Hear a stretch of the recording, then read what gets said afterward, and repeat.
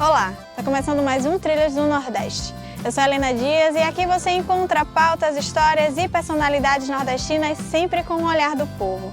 Reportagens e entrevistas que falam sobre o Nordeste e dão evidência às nossas narrativas de resistência, fartura e solidariedade. Vem comigo!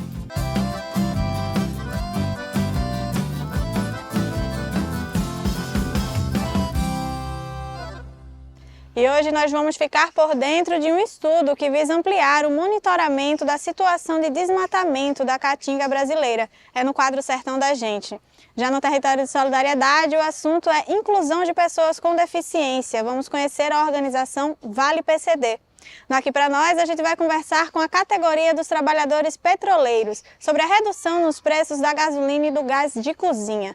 Já no Balaio Cultural, vamos conferir as principais comidas típicas do São João aqui no Nordeste. A gente começa hoje com um assunto urgente, o desmatamento da caatinga, um bioma exclusivamente brasileiro que está concentrado em sua maior parte no Nordeste. Vez ou outra, trazemos estudos aqui no Trilhas que apontam essa urgência, como é o caso da parceria internacional entre a Universidade Federal do Vale do São Francisco e a Universidade de Lisboa, que estão pesquisando sobre melhorias no monitoramento do desmatamento do bioma.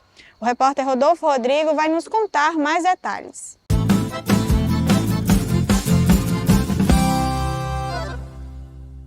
O que você faria se pudesse prever os impactos das mudanças climáticas na Caatinga? Esse bioma único e extremamente importante está localizado principalmente na região nordeste do Brasil e abriga uma incrível diversidade de espécies de plantas e animais que não são encontrados em nenhum outro lugar do mundo. Essa biodiversidade inclui espécies adaptadas às condições do semiárido, como plantas com espinhos e raízes profundas que permitem a sobrevivência em solos secos e árvores com troncos e cascas resistentes ao fogo. Mas nos últimos anos, esse bioma tem sido agredido e sofre ameaça de desertificação. Com a realidade das mudanças climáticas, é necessário prever os efeitos das alterações do clima em florestas tropicais secas, a fim de pensar em estratégias que diminuam os impactos negativos e previnam a desertificação. Um estudo que aponta indicadores ecológicos para monitorar esses impactos na Caatinga, fruto da tese de doutorado de Ana Cláudia Oliveira, tem essa proposta. Eu desenvolvi um projeto que teve como objetivo utilizar indicadores ecológicos, nomeadamente a diversidade da biodiversidade, a taxonômica, a funcional, como ferramenta para monitorizar e, consequentemente, prever de forma precoce os impactos climáticos sobre o ecossistema, nomeadamente os aspectos relacionados com a desertificação da floresta seca do Nordeste do Brasil, a nossa Caatinga. A pesquisa foi desenvolvida em parceria entre o Núcleo de Ecologia e Monitoramento Ambiental da Universidade Federal do Vale do São Francisco e a Faculdade de Ciências da Universidade de Lisboa. Pela sua importância, ela foi reconhecida na categoria de Tecnologias e Ciências Naturais do Prêmio Científico Mário Quartim Graça. Esse prêmio é concedido anualmente pela Casa da América Latina para as melhores teses desenvolvidas por pesquisadores portugueses ou latino-americanos. A pesquisa intitulada Indicadores Ecológicos como Ferramentas para Monitorar os Efeitos das Mudanças Climáticas em Florestas Tropicais Secas tem como resultados a comprovação de que o aumento da aridez causado pelas mudanças climáticas poderá prejudicar a biodiversidade e as funções ecossistêmicas da Caatinga. Nós podemos adotar medidas preventivas oportunas, por exemplo, a conservação de florestas remanescentes e repensar ações de restauração ecológica, introduzindo, então, por exemplo, seguindo o exemplo que eu disse lá atrás, a introduções de espécies com características funcionais específicas, como o uso de plantas, de espécies que têm dispersão de frutos via animais, Isso é somente um dos exemplos. E além disso, poder prever os impactos das alterações climáticas, espera-se que faça nós atuarmos de forma sustentável sobre o manejo desse ecossistema, Essa pesquisa representa um importante avanço na compreensão dos impactos das mudanças climáticas no bioma e destaca a importância da conservação e da adoção de medidas preventivas para enfrentar os desafios ambientais futuros nesse ecossistema valioso. Oferecendo recursos e formações, a organização Vale PCD vem promovendo a inclusão de LGBTs com deficiência na área de educação e no mercado de trabalho. Em Pernambuco, o repórter Rodolfo Rodrigo foi conhecer de perto essa história e vai mostrar pra gente.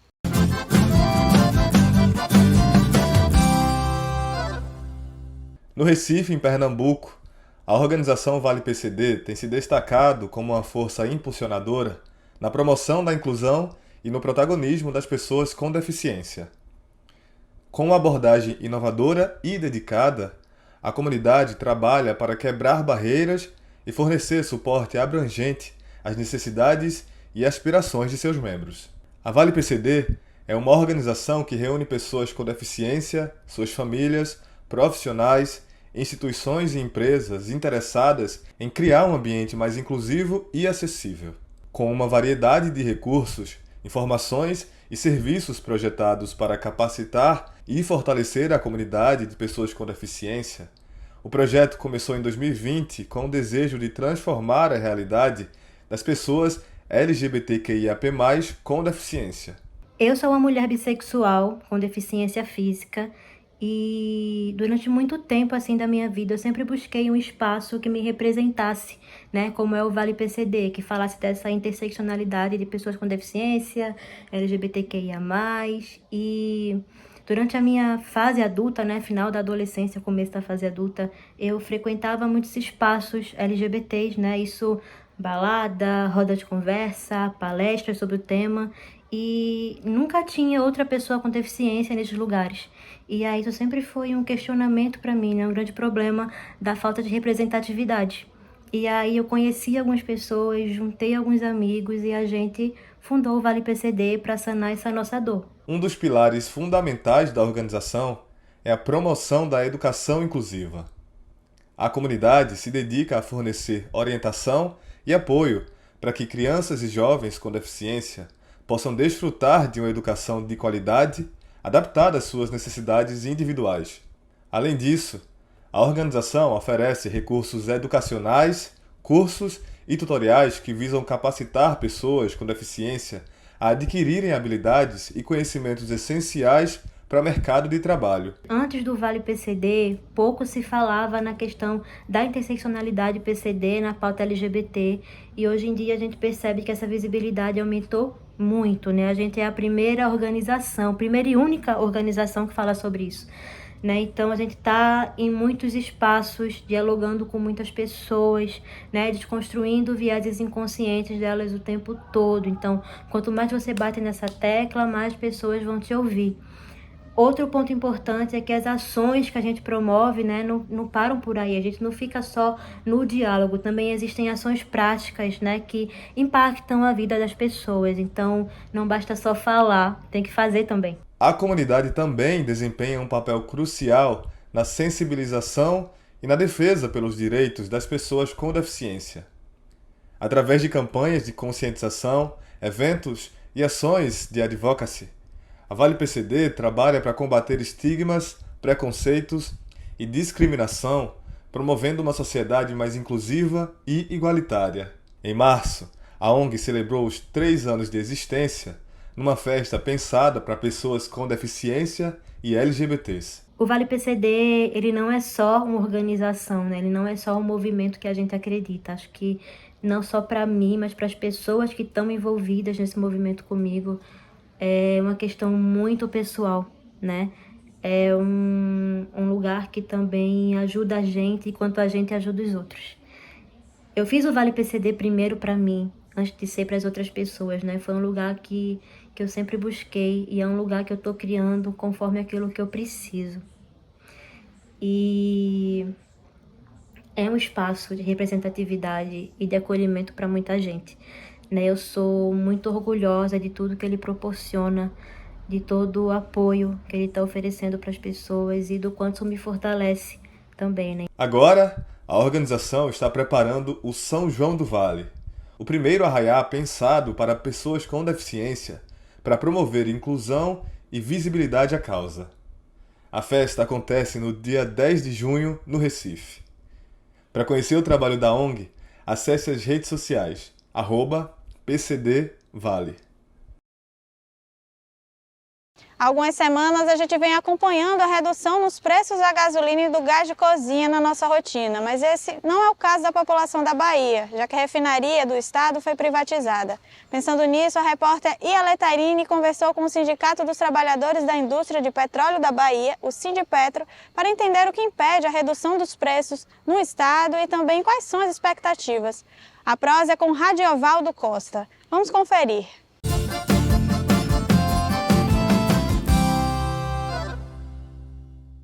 Olá, gente. Eu estou aqui hoje com Radiovaldo Costa, diretor de comunicação do Sindipetro Bahia. Seja bem-vindo ao Trilhas do Nordeste, Radiovaldo. Olá, Iaele, tudo bem? Bom dia, satisfação. Agradeço aqui a oportunidade de conversar com você do Trilha do Nordeste. Espero que aqueles que vão acompanhar o programa possam gostar da nossa participação. No dia 16 de maio, a Petrobras anunciou o fim da paridade de preços do petróleo e dos combustíveis como gasolina e diesel, né? Nessa paridade com o dólar e o mercado internacional.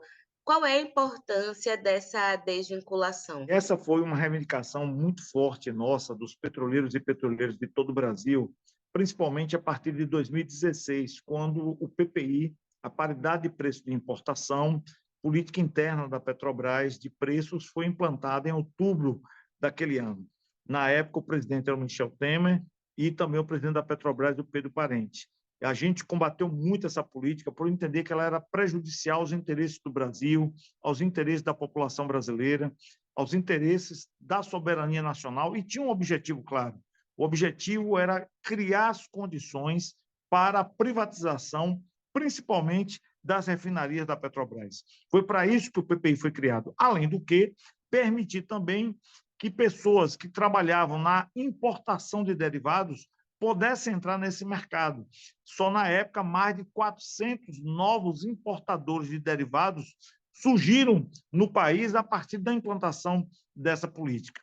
E nós entendemos que a adoção desta medida de acabar com o PPI pelo presidente Lula, pelo presidente Jean Paul Prats, presidente da Petrobras, ela foi importantíssima para o Brasil, porque justamente ela praticamente devolve a Petrobras aos interesses nacionais, devolve a Petrobras como empresa pública a cuidar daquilo que interessa ao nosso país, em detrimento dos investidores, especuladores ou daqueles que queriam apenas a privatização das nossas refinarias. Juntamente ao anúncio dessa desvinculação, a Petrobras também anunciou a redução de 44 centavos no litro do diesel e 40 centavos no litro da gasolina, né? Quais os impactos dessa redução na vida da população? Eu diria para você que esses são o primeiro momento, né, da implantação dessa nova política de preços, que deixa de considerar o dólar como moeda de referência,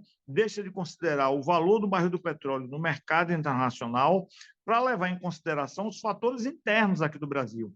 Foi isso que nós sempre defendemos. Não tem sentido levar para a composição do preço do derivado que a população compra aqui no nosso país uma moeda que não é a moeda nacional, que é o dólar. Então, à medida do possível agora que essas âncoras são desarticuladas da montagem dos preços nacionais, a gente vai começar a sentir efetivamente uma redução nos preços. Então, diria que essa é a primeira onda, é o primeiro momento. Deveremos ter outras reduções que deverão ocorrer nos preços e uma estabilização do preço em um patamar muito abaixo daquilo que foi praticado. E a população, com isso, naturalmente irá ganhar. Então, acho que foi uma decisão importantíssima, porque isso vai ajudar agora a estabilização dos preços dos outros produtos. Até porque a economia de qualquer país, e a economia brasileira ela não é diferente, ela praticamente depende dos derivados de petróleo. Ela depende da prática de preços dos derivados que vai influenciar o preço da alimentação, o preço do vestiário, o preço de qualquer produto que a população consome. Então, é bom para estimular a economia, gerar empregos, reduzir a inflação e, consequentemente, impactar menos a população no consumo desses derivados. Mas ao contrário do que vai acontecer nos vários estados do país, né? Na Bahia, o preço da gasolina não vai baixar devido à privatização da sua refinaria durante o governo Bolsonaro. Explica como é que isso impacta o estado, como é que isso aconteceu. Exatamente. Infelizmente, né, a refinaria Landulfo Alves, a primeira refinaria da Petrobras, uma refinaria que foi construída, inclusive, para vocês que estão acompanhando o programa, antes da Petrobras. A Petrobras vai fazer agora 70 anos, 3 de outubro de 53. A RLAM é de 17 de setembro de 1950. Ela era da época do Conselho Nacional do Petróleo, inaugurada pelo presidente Getúlio Vargas, com o objetivo de processar o petróleo aqui descoberto no Campo de Candeias, certo? E, com isso, iniciar um processo de abastecimento de derivados de petróleo na década de 50 para o nosso país. E eles fizeram esse crime, a segunda maior refinaria do país, 330 mil barris de petróleo por dia de capacidade de refino, abastecendo o mercado baiano, abastecendo parte do Nordeste. Mas não foi só a RLAM. Eles privatizaram ainda, graças ao PPI, a RLAM e privatizaram também a REMAN, a refinaria lá de Manaus. 2 das 14 refinarias da Petrobras chegaram a ser privatizadas. Mas o objetivo deles era muito maior. Eles queriam privatizar 6 refinarias, entregar para o capital privado. Para o capital privado, consequentemente, ganhar dinheiro às custas da estrutura construída por nós, para o nosso país. Se uma empresa quer construir uma refinaria, nós não temos nada contra. Porque o Mubadala, que comprou a RLAM, não construiu a refinaria deles. Porque tinha que comprar uma refinaria da Petrobras. Resultado com isso, a Bahia hoje é refém de um monopólio privado internacional. Nós não teremos redução de preço, nem o Amazonas também. Hoje, os combustíveis mais caros são os praticados na Bahia e no Amazonas. Coincidentemente, os 2 estados que foram privatizados as refinarias. Porque privatizar não faz bem para o país, não faz bem para o povo. Quem privatiza, quem investe, quem compra, quer o retorno do investimento. E a forma de obter esse retorno é com lucro. E quanto maior esse lucro, mais rápido vem o retorno desse investimento. Diferente de uma empresa como a Petrobras, que é pública, que é nacional, que tem raízes no nosso país, que tem como papel abastecer o mercado nacional. Então, infelizmente, a Bahia ficou fora disso. Nós já estamos sentindo os primeiros efeitos e, na minha avaliação, esses efeitos negativos irão se ampliar, se amplificar. A situação não vai melhorar, vai piorar. Bom, então, para a gente finalizar a nossa conversa, existe algum debate sobre a possibilidade de reestatização das refinarias que foram privatizadas durante o governo Bolsonaro? Bem, o Sindicato Bahia lançou, nesse domingo agora passado, uma campanha de reestatização da RLAM. Lançamos um editorial que circulou aqui na imprensa do nosso estado e é um debate que a gente quer fazer com empresários, com lideranças políticas do estado, com os mais variados segmentos aqui da nossa população baiana, com a perspectiva de discutir a necessidade de reestatizar, sim, a RLAM. A RLAM, não há nenhuma condição da Bahia, do povo baiano, da nossa economia, continuar refém de um monopólio privado, que é o monopólio da Arcelor. Nós não temos alternativa do que comprar combustíveis. Não tem concorrência. Aquilo que venderam para a gente no processo de privatização foi uma grande mentira. Não tem concorrência, não tem preço baixo. O que tem é monopólio. Então, com isso, nós vamos sim intensificar essa campanha nesse segundo semestre, na perspectiva de defender, junto à Petrobras, junto ao governo federal, que a RLAM seja reestatizada, que a gente traga de volta de onde ela não deveria ter saído. Então, vamos intensificar essa campanha e esperamos que ela tenha a devida repercussão para que a gente possa conseguir essa vitória, que a REMAN e a RLAM possam ser efetivamente, voltar a ser unidades da Petrobras. Radiovaldo, então a gente agradece a sua participação aqui no Trilhas do Nordeste e até a próxima. Eu que agradeço, Ali. Grande abraço para vocês, um abraço para todos que acompanharam o programa e nós estamos à disposição para futuras intervenções. O Balaio Cultural de hoje está de dar água na boca. Já em clima de São João, a gente vai falar sobre as diferentes comidas que são tradição dos festejos juninos no Nordeste. Elas variam de acordo com cada parte da região. Mostra pra gente, Rodolfo Rodrigo.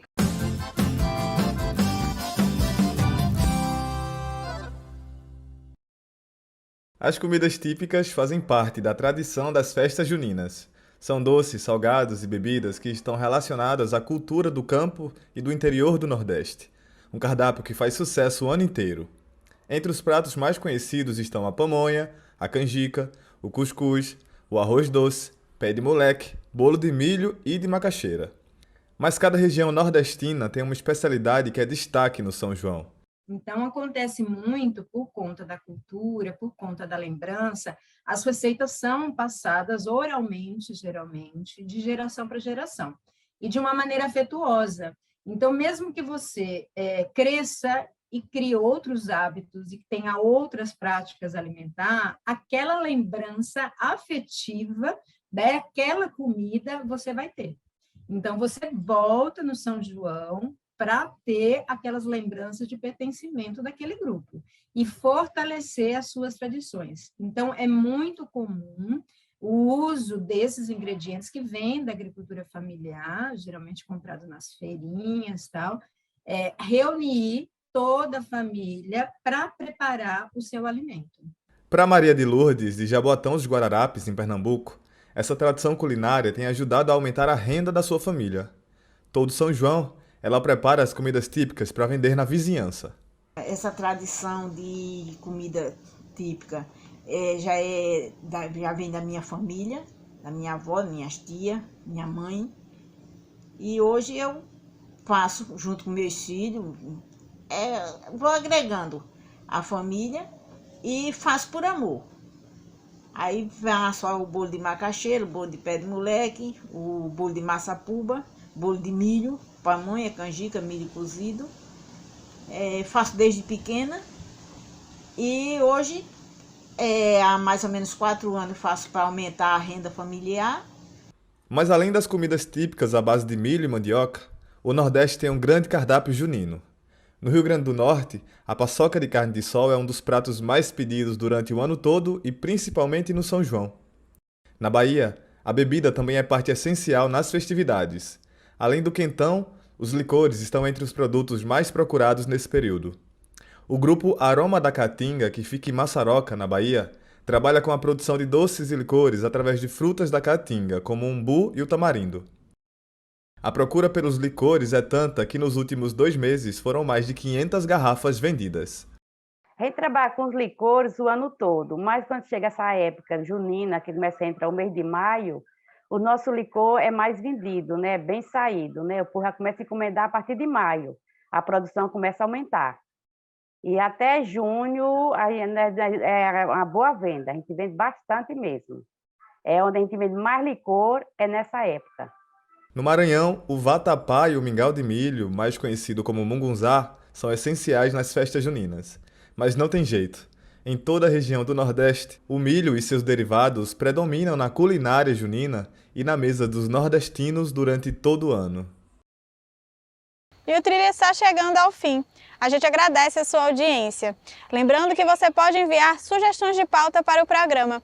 É só mandar no e-mail pautape@brasildefato.com.br. Você assiste esse e outros episódios nos canais do Brasil de Fato Pernambuco e da TVT no YouTube. Até semana que vem, sempre nas sextas-feiras, às 9 da noite.